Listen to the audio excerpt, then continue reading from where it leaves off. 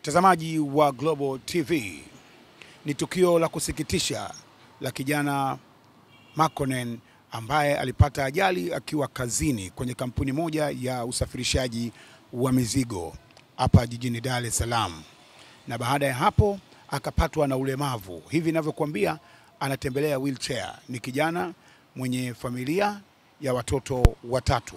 Anaomba bosi wake aweze kumuona, lakini pia Watanzania waweze kumshika mkono. Ungana na mimi Gabi Mtanzania kwenye kisa hiki cha kusikitisha. Nyuma ya kamera anaitwa Rafaeli. Kwanza pole kwa matatizo, na pia ningependa kufahamu jina lako, unaitwa nani na ni mkazi wa wapi? Mimi kwa jina naitwa Bwana Makonnen Charles Magadula.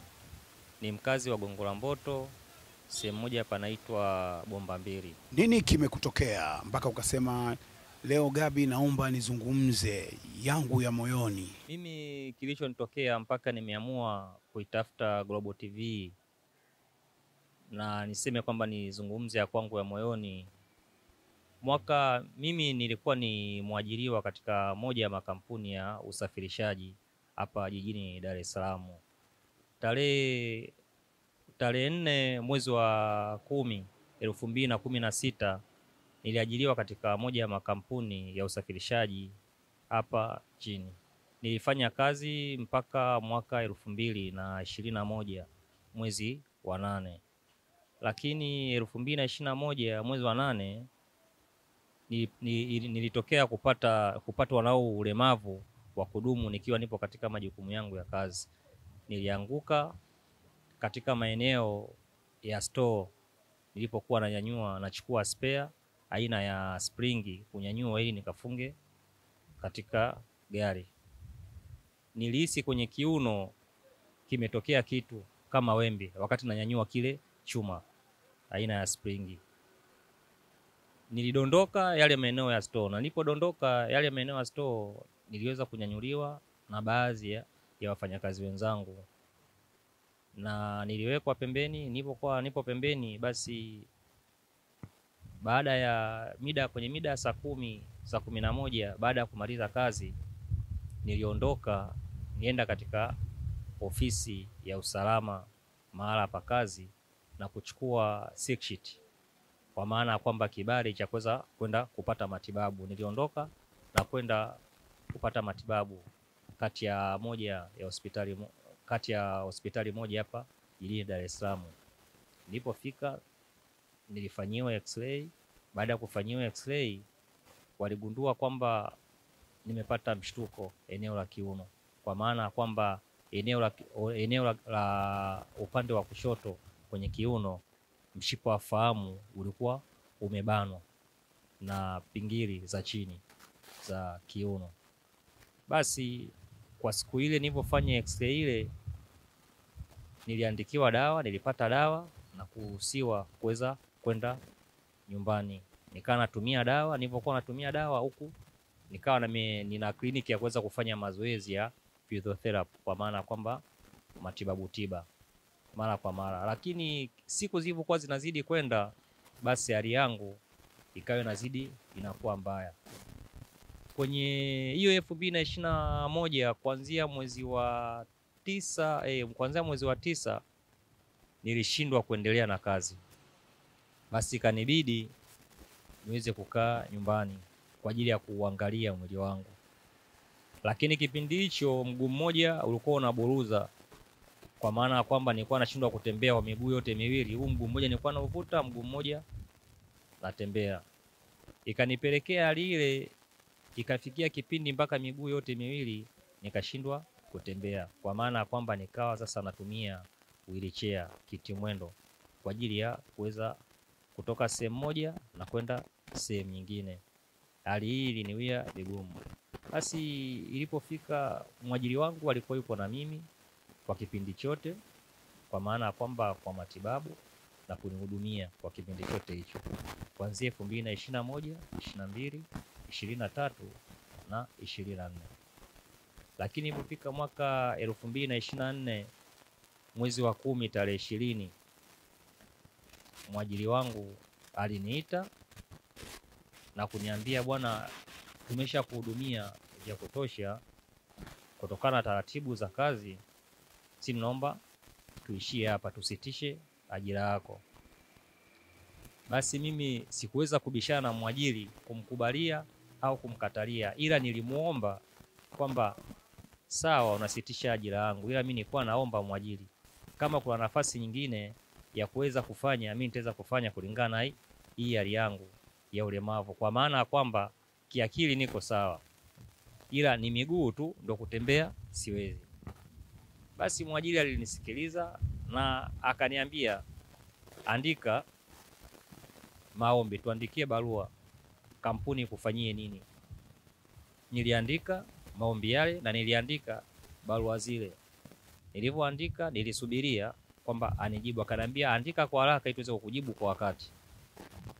Basi niliandika kwa haraka kwa kusubiria kwamba anijibu kwa wakati. Lakini wakati bado nasubiria aweze kunijibu ndo aweze kunipa termination, kwa maana kwamba anipe barua ya kusitisha ajira yangu, kabla sijapata majibu yale, alimtuma mtu, ilikuwa ni siku ya Jumamosi, akamtuma kati ya mmoja wa wafanyakazi wenzangu, akamtuma nyumbani, akampa termination ile barua, akaniambia kwamba haina haja ya wewe kuja, wewe saini tu barua hiyo na uweze kuja ili uweze kupata hela, ili usipo saini barua hiyo hauwezi ukapata chochote. Kwa sababu mimi nilikuwa ni mtu wa nyumbani, huduma zangu zote zinatokea nyumbani, nasaidiwa pale nyumbani, sikuweza kukataa kusaini barua ile ili niweze kupata chochote kitu. Basi nilisaini termination ile. Nilipo saini termination ile, basi mwajiri alitoka hapo akasitisha ajira yangu, kwa maana ya kwamba alisitisha huduma zote bila kuangalia huyo mtu ni kwamba kaumia kazini. Je, tumfikirie vipi?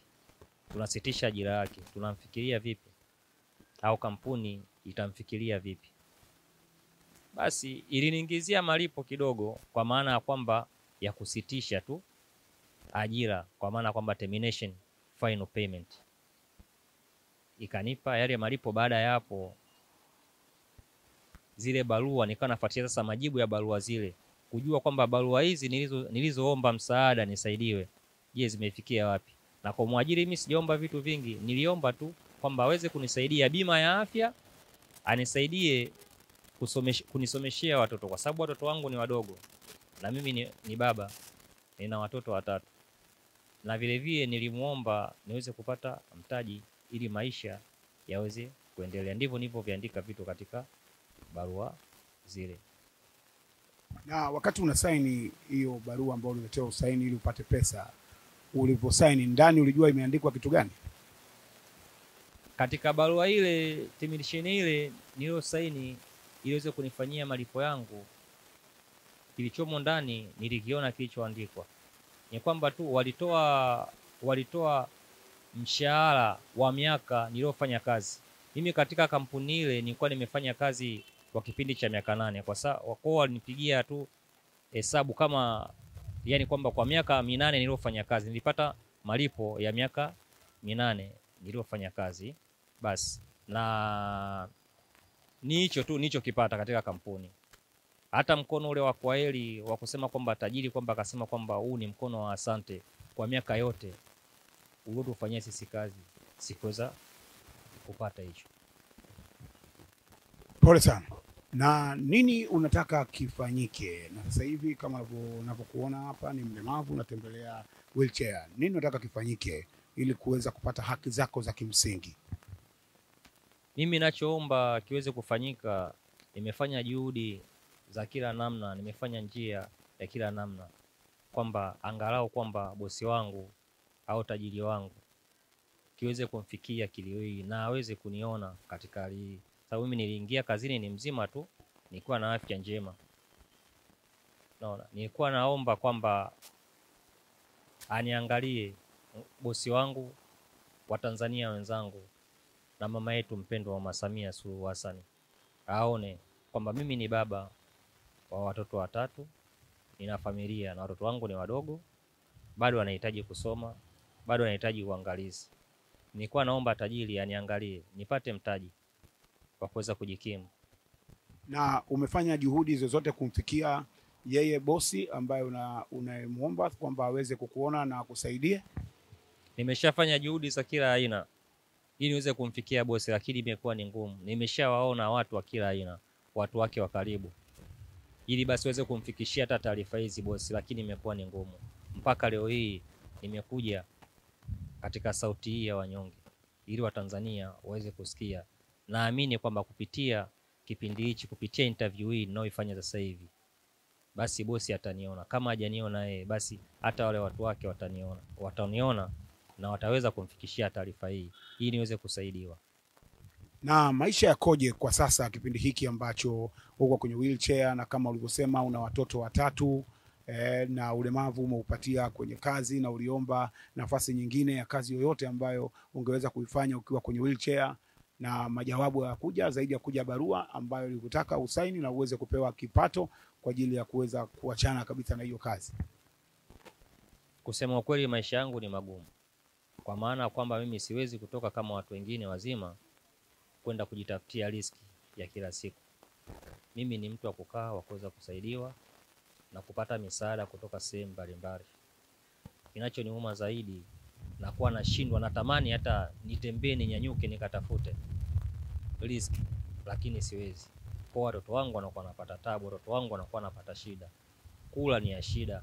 Namba yangu ya simu ya mkononi ni 0759 02 72 74. Jina linatokea nani? Jina litatokea ni Makonen Charles Magadula. Irudie tena namba. Namba yangu ya simu ya mkononi ni 0759 02 72 74. Ni huzuni, na nadhani kama una moyo mwepesi utakuwa unabubujikwa na machozi kwa mkasa huu wa kijana Makonen ambaye alikuwa akifanya kazi kwenye kampuni ya usafirishaji hapa jijini Dar es Salaam, mwenye watoto watatu, na sasa hivi ninavyokuambia ajui atakula nini na watoto wake watakwenda vipi shule. Anaomba msaada kwa Watanzania, lakini anaomba bosi wake ambaye anafichwa kuweza kujua mkasa wake na ulemavu alioupata akiwa kazini aweze kumshika mkono na kumuona. Mimi ni Gabi Mtanzania. Kwa namba yangu ya simu ni 0674883067. Ni cheki humo kwa maelezo zaidi, na kama kuna tukio lolote basi tutafika kwa wakati. Kameramani anaitwa Rafaeli. Mimi naitwa Juma, mmiliki wa magari ya usafirishaji wa mizigo na abiria. Natumia bima pap kwa sababu inaruhusu kuweka TIN namba yangu wakati wa kununua bima. Inafanya iwe rahisi kudai vati kutoka TRA kwa kutumia hati hiyo ya bima.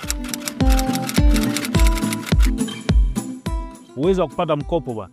Hii inasaidia sana kugharimia mambo mengine ya uendeshaji hata kama bajeti inabana. Tumia bima pap kwa kupiga *150*51 alama ya reli, au kwa WhatsApp tuma neno bima pap kwenda namba 0764166066 ujipatie bima. Bima pap, urahisi wa maisha.